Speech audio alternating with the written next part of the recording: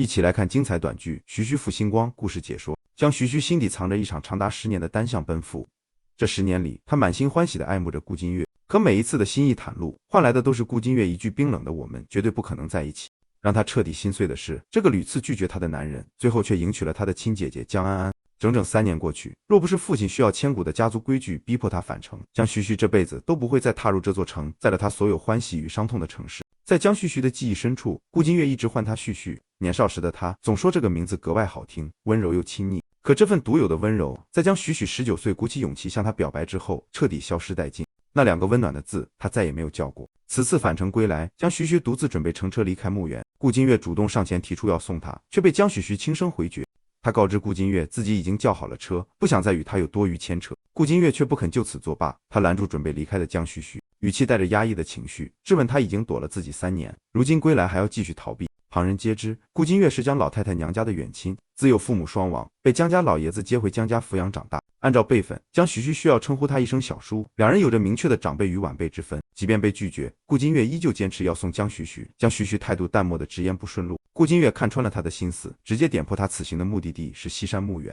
这句话精准戳中了江徐徐的心事，让他无从辩驳。顾金月顺势让江徐徐上车，同时告知他父亲的千古捡骨仪式，他早已全安排妥当，具体的仪式日子就定在第2天。突如其来的消息让江徐徐满心错愕，接连2声诧异的应声，足以看出他的意外。顾金月看出他的震惊，缓缓开口解释，他所说的一切安排都源于江徐徐从小长大的江家老宅别墅，那栋承载了江徐徐整个童年的房子，他从未动过。3年来，每周都有人定时上门打扫打理，就连江徐徐小时候亲手栽种养护的一盆龟背竹也被好好照料，期间已经更换过2次花盆，依旧长势完好。除此之外，老宅的老爷子也特意叮嘱，让江徐徐在千古仪式结束后回老宅一趟。顾金月贴心告知江徐徐，若是仪式结束后他实在不愿回去，他可以出面帮他推脱挡下所有说辞，不用他勉强自己。但江徐徐态度坚定，明确表示自己的事情会亲自处理，无需他人代为周旋。同时他告知顾金月，自己此次归来会暂时住在酒店，不会回老宅居住。过往的温柔回忆在江徐徐脑海中缓缓翻涌，勾勒出他年少时的心动始末。4岁那年，胆小怯懦的江徐徐总是躲在保姆身后，不敢露面。是顾金月温柔地递给他一颗糖，轻声安抚他不用害怕，还许诺以后会一直护着他。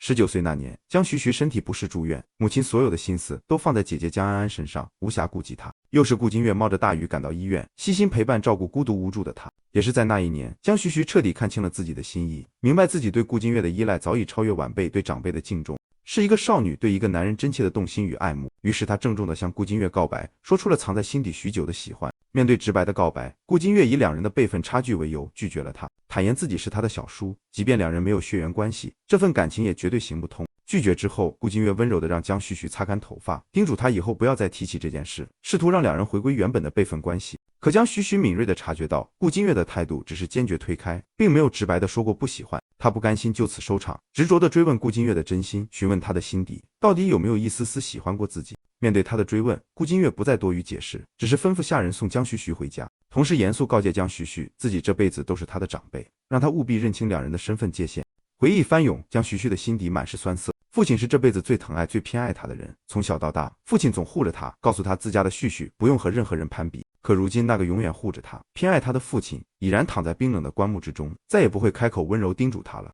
曾经顾金月对他许下诺言，无论发生什么事都会永远照顾他，陪着他，绝对不会丢下他一个人。那时的江徐徐全心全意相信了他的承诺，可最后的结局终究是事与愿违。在众人面前，顾金月当众宣布自己要迎娶江徐徐的亲姐姐江安安。这一刻的江徐徐满心委屈与不解，他当众质问顾金月，当初拒绝自己的时候，一口咬定2人是长辈与晚辈的关系，不能动情相爱。可江安安同样是他的晚辈，为何他却可以义无反顾地迎娶对方？面对江徐徐的质问，顾金月只给出了一个牵强的理由，他表示江安安不姓江，所以和江徐徐的情况不一样。这样敷衍的答案根本无法安抚江徐徐的情绪，他继续追问2人到底哪里不一样。顾金月沉默片刻，说出了一句彻底刺痛江徐徐的话。他说江徐徐比江安安坚强，就算没有他，也可以好好生活，独自活下去。坚强这2个字成了压垮江徐徐的最后一根稻草，也是顾金月推开他最冠冕堂皇的借口。从小到大，所有人都用坚强2字定义他，夸赞他，却从无人知晓这份坚强背后的委屈。小时候摔倒再疼，他都不敢哭出声，只是怕吵闹的哭声惹姐姐江安安不快，招来母亲的责骂。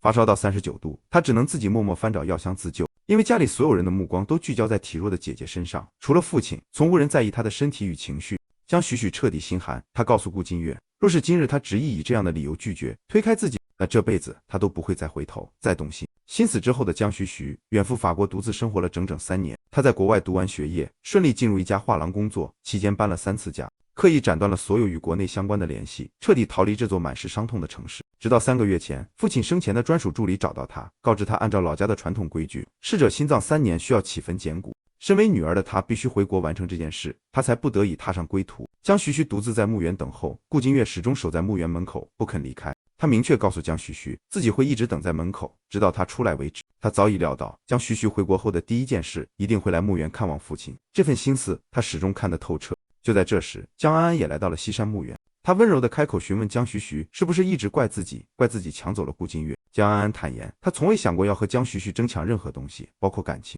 这些年顾金月过得也十分不易，他希望江徐徐若是心中有怨气，只管责怪自己，不要为难顾金月。面对姐姐的示弱，江徐徐语气淡漠，直言失败者没有资格责怪胜利者。两人交谈间，顾金月也走上山来。江安安询问他为何不在车里等候，顾金月表示迟迟不见两人下山，便上来查看情况。他满心挂念着江安安的身体，叮嘱他山上风大，他身体孱弱，不宜久站，避免吹风受寒引发咳嗽。转头他又看向江徐徐，略带责备地说道：江徐徐刚下飞机，还未倒过时差，就被带到墓园，理应先回酒店休整，不该这般奔波劳累。简短的叮嘱过后，江徐徐不愿再多做停留，转身准备离开。临走前对着父亲的墓碑轻声道别，承诺明天会再来送别。江安安见状，连忙开口挽留，提议让顾金月送江徐徐回去。夜色已深，独自打车太过危险，江徐徐果断拒绝，直接告知司机前往凯悦酒店，彻底拉开与两人的距离。车辆行驶途中，顾金月再次联系江徐徐，言语恳切地表示3年前的事情并非他想象的那般，希望能给他一个解释的机会。等江徐徐抵达酒店后，工作人员告知他，他的房间已经有人帮忙升级成了行政套房，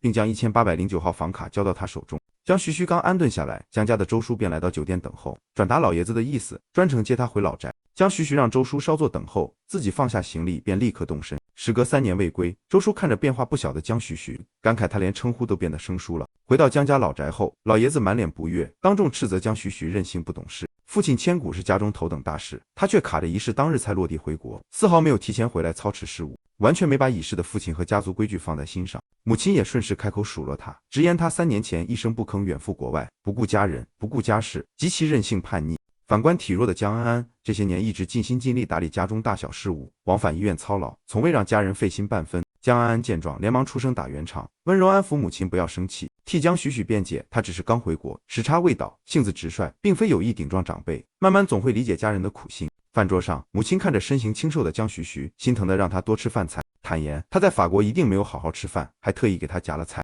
可没人知晓，桌上的糖醋排骨是江徐徐从小到大最讨厌的菜品，他只是沉默道谢，未曾多说一言。待众人用餐完毕，老爷子说起了正事。他告知江徐徐，父亲的千古仪式事宜，顾金月已经全部安排妥当，无需他费心操劳。同时要求江徐徐仪式结束后不要再出国漂泊，女孩子常年在外独居打拼，终究不够安稳体面。紧接着，老爷子提出了相亲的安排，提起了张伯伯家的次子张庭云，也就是小时候和江徐徐一起上过钢琴课的旧识。老爷子和母亲已经私下商议妥当，决定在父亲千古仪式结束后让两人见面相亲。江徐徐当即明确拒绝，直言自己不需要相亲。面对江徐徐的抗拒，老爷子十分不满，数落他如今已经26岁，身边始终无人陪伴，太过孤苦，还拿江安安做对比，直言江安安在他这个年纪，婚事早已尘埃落定。江徐徐态度坚定，坦言自己绝不会去相亲，他不愿像姐姐一样，人生大事由家人随意安排，自己的人生想要由自己做主。他的这番话彻底惹怒了母亲，母亲怒斥他不懂感恩，顶撞长辈，离家3年归来就肆意忤逆家人，丝毫没有将这个家放在心上。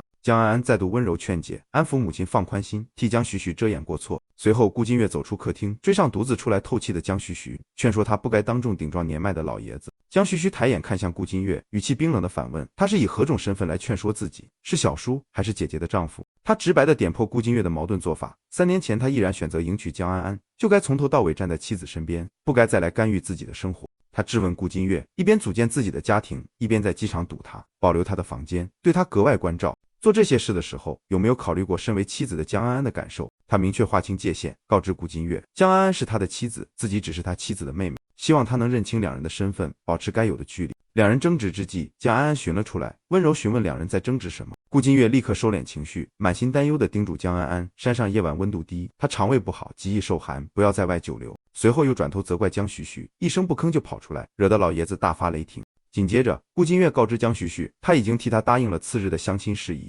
这句话瞬间激怒了江徐徐，他满心委屈又愤怒，质问顾金月凭什么擅自替自己做决定，自己早已明确表示不愿相亲，他却自作主张应允下来。顾金月以老爷子年事已高，不宜动气为由劝说他，不过是一顿见面饭，若是相处不和，心意便可作罢，没必要和长辈硬碰硬。江徐徐彻底心寒，他直言自己并非耍小孩脾气，他不解为何姐姐身体不好，全家人就要理所当然牺牲他的意愿，强行将他许配给陌生人，连拒绝的权利都不留给他。他含泪质问顾金月，当年他迎娶江安安，是不是仅仅因为江安安体弱多病，需要人照顾？此番回国接他，对他格外关照，也是因为江安安的受益。过往的承诺再次涌上心头，江徐徐追问顾金月是否还记得自己16岁那年许下的诺言。彼时的他郑重承诺，无论未来发生任何事情，都会永远站在他这边。可如今，他却次次站在家人和姐姐那边，一次次逼迫为难自己。江安安依旧温柔劝解，坦言自己没有怪过江徐徐和顾金月的过往纠葛，还提出次日陪江徐徐挑选相亲的衣服，选他喜欢的款式，尽力贴合他的心意。江徐徐断然拒绝，明确告知自己绝不会赴约相亲。母亲见江徐徐始终固执己见，忍不住出声指责，怒斥他没有良心。江安安拖着孱弱的身体，还处处为他着想，他却始终不知好歹。积压多年的情绪彻底爆发，江徐徐终于说出了心底多年的委屈。从小到大，母亲的眼里永远只有江安安。姐姐生病，母亲让她处处谦让；姐姐哭闹，母亲让她温柔哄慰；姐姐抢走她挚爱之人，嫁给顾金月，母亲还要她笑着祝福。从头到尾，没有人问过她愿不愿意，痛不痛苦。看着情绪崩溃的江徐徐，母亲终于说出了一个隐藏多年的秘密。当年顾金月和江安安的婚事，并非是老爷子强行安排，而是顾金月主动上门求娶的婚约，是他亲口说想要迎娶江安安，老爷子才点头应允。这个真相让江徐徐彻底愣住，他转头看向顾金月，想要一个解释，可顾金月沉默良久，最终只说了2个字：没有。恰好此时江安安心口发闷，让顾金月帮忙倒一杯温水，暂时打断了2人的对峙。看着温柔示弱的姐姐和沉默冷漠的顾金月，江徐徐彻底心死，转身离开。江安安依旧不愿放弃，追上来安抚江徐徐，坦言顾金月性格嘴笨，不擅长解释，但心里一直挂念关心着她，还再次提议次日陪她挑选相亲衣物。江徐徐不再多余纠缠，只淡淡说了一句不必了。独处之后，江徐徐拨通了沈先生的电话，主动联系对方，告知自己身处 C 市凯威酒店，约定20分钟后在大堂见面。面对沈先生的询问，他坦然说出逼迫自己妥协的所有人，是爷爷、母亲、姐姐，还有顾金月。他诚恳请求沈先生次日陪同自己参加父亲的捡骨仪式，也坦然告知对方，爷爷将自己的相亲安排在了父亲迁骨仪式当天。相亲对象是儿时钢琴课同学张庭云，也是张家那位曾被私生子上门闹事的大少爷。沈先生得知所有情况后，当即决定清空次日上午的所有行程，全力配合江徐徐，同时温柔开导他，心里难过不必强行硬撑，可以自己哭出来，不用独自承受所有委屈。即便江徐徐刻意回避，不愿理会，沈先生依旧贴心叮嘱，告知他姐姐已经为他备好次日相亲的衣物，放在了酒店门口。粉色款式衬肤色，贴合张庭云偏爱温柔女生的喜好，劝说他不要任性，女孩子终究要成家安稳。张庭云的家世人品足以匹配他。过往的温暖碎片再次席卷江徐徐的思绪。小时候他登台表演结束，父亲总会温柔夸赞他是最勇敢的小艺术家，还会奖励他一根冰棍。那是父亲最后一次给他准备生日礼物，也是他最后一次拥有纯粹的温暖与偏爱。从那之后，他便永远失去了疼爱自己的父亲。次日，父亲的迁骨仪式如期举行，就官祭上红绳，众人骨肉送离故人，将先父遗骨迁入新棺，让漂泊的故人魂归故土。江徐徐对着父亲的新棺轻声道别，许诺往后会独自好好生活，照顾好自己。仪式结束后，两家长辈齐聚准备聚餐，张庭云也如约到场。众人见江徐徐准备离开，连忙出声阻拦。张伯伯一家特意远道而来，他若是就此离去，实属失礼。张庭云主动上前，温和开口诉说自己的心意。他知晓江徐徐在法国独自漂泊3年，孤身一人十分不易，归国后也没有安稳归宿。他愿意成为他的归宿。借着两家长辈都在场，父亲意在天之灵见证的机会，他想要和江徐徐定下婚约。面对所有人的期待与施压，江徐徐依旧态度决绝，清晰坚定地说出3个字：我不愿意。